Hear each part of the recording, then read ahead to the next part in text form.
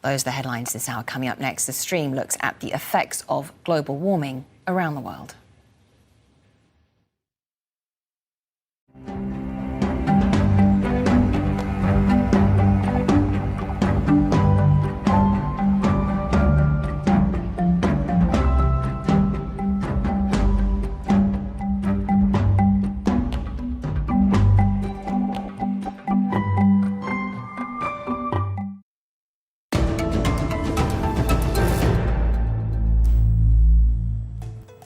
Hi everyone, I'm Femi OK and you're in the stream. Today we take a look at 3 stories related to global warming: hungry locusts in East Africa, ice melt in Antarctica, and the future of the world's largest doomsday food vault. You can join the conversation really easily in our live YouTube chat or on Twitter.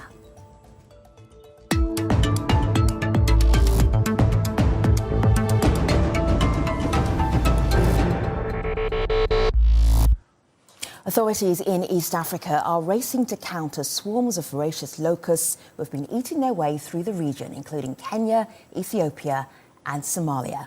Locusts are not uncommon to the Horn of Africa, but the recent surge is the worst the region has seen in decades. The rise of these insects have been attributed to warmer temperatures. If left unchecked, the locusts could multiply more than 400 times by June. The United Nations has warned that this would decimate crops in a region already struggling with food insecurity. Officials at the UN's Food and Agriculture Organization, also known as FAO, are sounding the alarm. It is a big threat. It is the biggest threat. Much as we say drought is a threat, much as we say that floods can be a threat, but if we are trying to rank them, I think they're all threat, but desert locust situation is an unprecedented threat on food security. Joining us to discuss the locusts, Fatuma Jama Saeed. Fatuma is the Ethiopian representative of the United Nations Food and Agriculture Organization. Fatuma, this is fascinating. Our audience around the world have been looking at these pictures wondering, what happened? Why is this happening? This is happening because the locusts are finding unusual wet area in the region. We have seen cyclones that has happened. Actually, they were there since June, July. The locust was present in Ethiopia since June, July 2019. But the situation was deteriorated severely in December when a cyclone hit the region. Flooding, in addition to the flooding and the other disaster, locusts multiplied. In no time, from Ethiopia, now 9 countries in the region are affected. And 3 of those are worst affected. That is Ethiopia, Somalia, and Kenya. Fatuma, what is it like? What is that experience like of seeing that many locusts in one place at one time? For someone who's not used to locusts, this is very scary. It's like seeing a dark cloud as large as 5, 10, 20 square kilometers, as so large that sometimes it can even block the light from the sun. So you have seen those pictures, and it's very scary. In addition to the damages it can cause to cropland, to pasture, to nature. So unfortunately, it not only it's scary, but it is causing serious damages. I want to bring into our conversation a Kenyan farmer called Esther, who explains what it is like from a farmer's perspective. Let's have a look. We depend heavily on this farming season. We have 2 seasons, but the season beginning in April is short and not as productive. We depend a lot on this season, and we worry that the locusts will destroy our harvest, and we end up remaining hungry through the rest of the year, waiting for October for the next cropping season.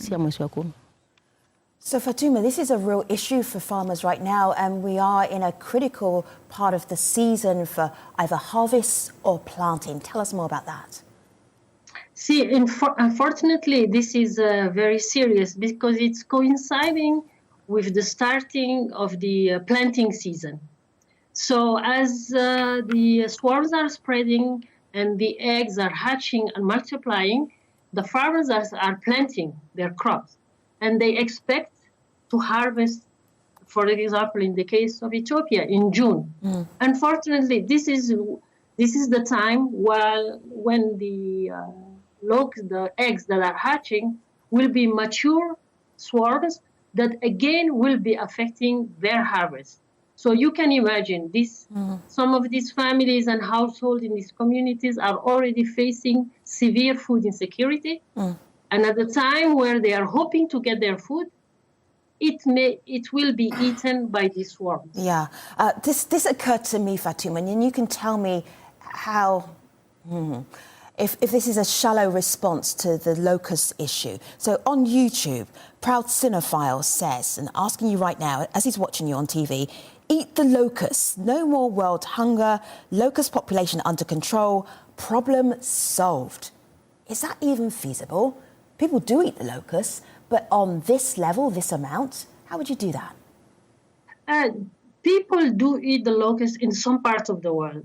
It is not the case in Ethiopia, and actually, even if people eat the locust, unfortunately, they cannot eat such large quantities that will curb the invasion. Unfortunately, and in Ethiopia, people do not eat the locust. Okay. I'm wondering, you know that phrase, turning lemons into lemonade. I wondered if you could turn locusts into lunch. Could this be an opportunity to have a new industry that comes out of there being more locusts than you've ever seen before?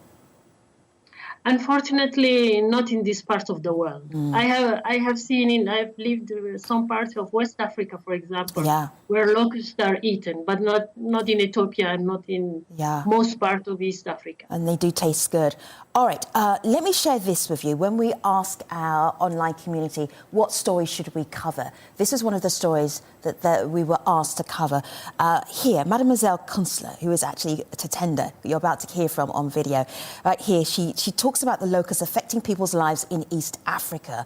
And then she followed up with a video comment and a question for you, Fatuma. Let's have a listen. Hola, AJ Stream. My name is Tatena, and I guess my question would be, what can we do in terms of better preparedness in the future so that this catastrophe does not take toll on our food security and livelihoods? How best can we be prepared if something like this happens to us again? Because I can understand the toll it has taken to farmers in East Africa. So how best can we deal with this? Preparing for the future, how best can you deal with this? That's a very relevant question. The key is preparedness. If at the beginning of this invasion, if the countries, the government and the community were prepared, maybe we would not have been here today. So preparedness is the key. Surveillance, monitoring, as soon as community sees or ministry experts in the field see breeding sites of locusts, if there are mechanisms to send the alerts and for the government to immediately send teams to spray those eggs, then that will be the best. But unfortunately, resources is the key. Yeah. And this is why now FAO is calling upon the international community to help this government. Government are leading the control operation. At the same time, we are building the capacity. We're helping them to train the experts in the field. And this is why it's key. Preparedness and most importantly, ownership and leadership from the affected countries. So just my practical brain is just thinking, so what are you doing right now? Are you spraying these huge swarms of locusts? What are you doing? Yeah, right now, with the limited resources we have received, because as you may have seen in the news, FAO has appealed for 138 million. So far, roughly 50 million has been received. And this, we are using it to help countries to spray. There are aerial sprayer with plane. There are ground spraying, which is teams that are protected and they go and they spray. Community is mobilized to work with the ministries and the government experts and tell them where they see the eggs are hatching. So this is what we are doing right now. But right. it's also extremely important that we think of those farmers already whose crop has been affected, Right. and those that we know Okay. their crop will be affected. Fatuma Diama Saeed from FAO, we thank you very much for joining us. I'm just going to wrap up here on my laptop here. This is from Yiga. Yiga is watching this show. Yiga says that locusts, melting ice, are a sign of climate change. The locusts are called desert locusts. They live where the temperatures are high because of the increase in global temperatures. Locusts can be everywhere. Melting of ice is because of global warming, which we can reverse. Yiga, thank you. You've done the bridge between one story and the next story that we're about to do as we turn to Antarctica.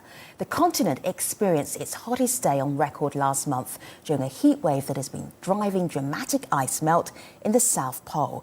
It was 18 degrees Celsius on the 6th of February, the same temperature as Los Angeles. Scientists are warning that the consequences of rapidly melting glaciers could be disastrous. Sea levels would rise, endangering coastal towns, and there might be no going back. So with ice sheets, it's very easy to melt them. This happens very fast. But building them back up again takes thousands and thousands of years. So what we're seeing with the West Antarctic ice sheet is that the starting of the melt, once we reach a certain threshold, will continue despite our efforts to stop it. And so that's why it's really pressing and really important to start acting on this, the carbon, sooner rather than later, to try and prevent this irreversible change. Joining us to discuss what's happening in Antarctica, Claire Nullis, spokesperson for the UN's World Meteorological Organization in Geneva, Switzerland. Hi there, Claire. I am just wondering, it takes a lot to get meteorologists excited because they're very calm people in general. But when you saw this temperature spike, what was your reaction? What was the WMO's reaction to this? I think the initial reaction was, whoa, this should not be happening. This is not normal. But then, we as meteorologists, as scientists, started looking for the reasons to find out why. And there are two basic reasons. So one is the short-term weather phenomenon. The week in Antarctica where we saw the very, very warm temperatures, it coincided with there being what we call a föhn wind. This is a warm wind which comes down mountain slopes. So that jacked up the temperatures. That was the immediate trigger, as it has been when we've seen record temperatures in the past. But underlying that is obviously the long-term climate change because of what we as humans are doing with our greenhouse gas emissions. There are two satellite pictures that I want to show our audience. So one is on February the 4th. So we are looking at Eagle Island on February the 4th. And then we're going to go from that picture to 9 days later, exactly the same place. Look, you can actually see the melt that's actually happened. I'm wondering, Claire, what that melt, maybe what that 9 days would have done to other places around the world, to the sea level, to our environment, if this continues to happen? It certainly changed the face of Antarctica in the short term. We need to add, now we're heading into autumn in the Antarctica, so we're seeing, very, very cold temperatures again, which are normal for this time of year. But the implications for sea level rise are profound and they are long-lasting. So at about the same time as we saw these very high temperatures, there was an episode which in meteorological terms we call a big calving event. So it was basically a huge chunk of a glacier carved off one of the big glaciers in Antarctica, the Pine Island Glacier. And it then sort of shattered into lots of smaller pieces of ice. They will now melt, and the implications of those, melting mini glaciers for sea level rise are quite significant. If all the ice in the Antarctic ice sheet melted, and we're not saying that this is going to happen, and it's certainly not going to happen anytime soon. Scientists predict it could add up to 60 meters of sea level rise. As I said, that will not happen. but we are seeing on a year-by-year basis that the melting of the Antarctic ice sheet and the melting of the Greenland glaciers are contributing an ever bigger amount to sea level rise. Claire, I want to go back to Yiga, who's watching us right now. And Yiga said on a tweet as he was watching the show, melting of ice is because of global warming, which we can reverse. He sounds confident there. Is that even possible? Can we do it? Because of the laws of physics, the carbon dioxide which we are currently emitting into the atmosphere is going to stay there for a very, very long time. It's going to stay there in the oceans for even longer. So certainly we cannot reverse climate change, global warming certainly within my lifetime. But what we can do is we can slow it. We can prevent it, becoming totally out of control, totally run away. And to do that, we really do need to take drastic and very urgent climate action to cut greenhouse gas emissions. Are you seeing that happening, though, Claire? It's interesting today, all of our stories are connected to global warming, and you see in real life the impact of what global warming is doing around different places on our Earth and in our environment. Are you seeing enough climate action to stop more rapid melting from Antarctica? In a word, no. And this is why the United Nations Secretary General, the World Meteorological Organization Secretary General, many other leaders of UN organizations are saying we really do need to step up the levels of ambition. Now there's been enough talk. We really do now need to translate this into action. We know what we need to do. Science has informed us of that, and now we just need to do it. All right, Claire Nulles from the World Meteorological Organization in Geneva, Switzerland. Thank you very much for joining us on the stream. Appreciate you. Thank you. And now on to a bit of good news. I know you could do with some. The largest doomsday food vault in the world has just accepted its millionth seed variety. Here's why that is so important. When this material is gone and you have no backup, then it's gone forever. What's dead is dead. What's lost is lost. You can't retrieve what is dead. So the vault is meant to be there in case that anything goes wrong around the world. We always hope it doesn't go wrong, but unfortunately things do go wrong. And that is why it is comforting to know that we have backups in Svalbard. The Norway-based Svalbard Global Seed Vault has been collecting seed donations from around the world since 2008 and aims to safeguard food security in the event of a catastrophe. The building is located in one of the coldest places on Earth, 1,000 kilometres from the North Pole, but the facility was recently forced to complete a €20 million renovation to protect against rising temperatures. Joining us to discuss the vault is Lise Lucas-Steffensen from Alnarp in Sweden. Lise is the Executive Director of the Nordic Genetic Resource Centre of Norgen, which works with Norway's government to manage the seed vault. Lise, it's great to have you. A couple of things that you need to just make very clear. A seed vault and a gene bank. Tell me how they're connected. What do they do? Yes, I do that. The seed vault is actually a safety net for the world's gene banks. And this is about gene banks. It sounds a little bit, what is this?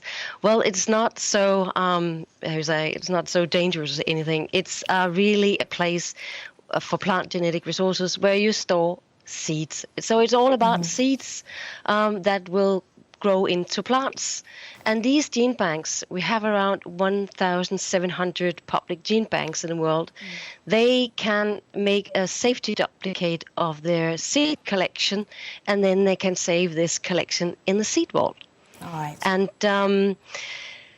then if something happened to the gene bank, and that could happen, and it has happened, it could be fires, flooding, or civil wars, then there's a possibility to go to the seed vault and retrieve your whole collection of seeds there. And then you will be able to establish a new seed bank. And seed banks are really important because they are say, holding the potential for growing new plants. And in these times of climate change, we really need new plants that are more adaptable to the climate change. So these seeds hold a lot of possibilities. They hold potential for the future. They can either be that they're more drought tolerant, or they are resistant to pests or diseases. It could also be that they just feel much better in a higher CO2 level. So we need those seeds for the future and the food security and for the preserving agro biodiversity, which is really declining because we have you can say, a biodiversity crisis where we are losing our biodiversity in the world. So that's why the seed vault is so important. Lise, I went to your Twitter account to find some video, and I found here a number of people who are making deposits into the seed vault. I was like, who puts a deposit into a seed vault? Who does that? And you answered me right here on your Twitter account. Let's have a look at some of the people who are putting their seeds in this seed vault. We are going to deposit 301 accessions in the Svalbard Global Seed Wallet. 25,500 wild rice species. Today we're depositing a wildflower meadow mix. I'm bringing in a collection of 1,100 accessions, which are composed of a diversity of cereal crops. Everybody looks very excited about doing this, which is great. It's like going to the library, giving the library a book rather than taking one out. But Lise, there have been a number of situations where people have retrieved these seeds. Syria is an example of that. Will you tell us about the Aleppo story? I will. Hopefully we never need to take something out of the seed vault. But we have done that because due to the civil war in Syria, the gene bank in Aleppo, a really important gene bank for crops like wheat and barley, they had to flee the gene bank.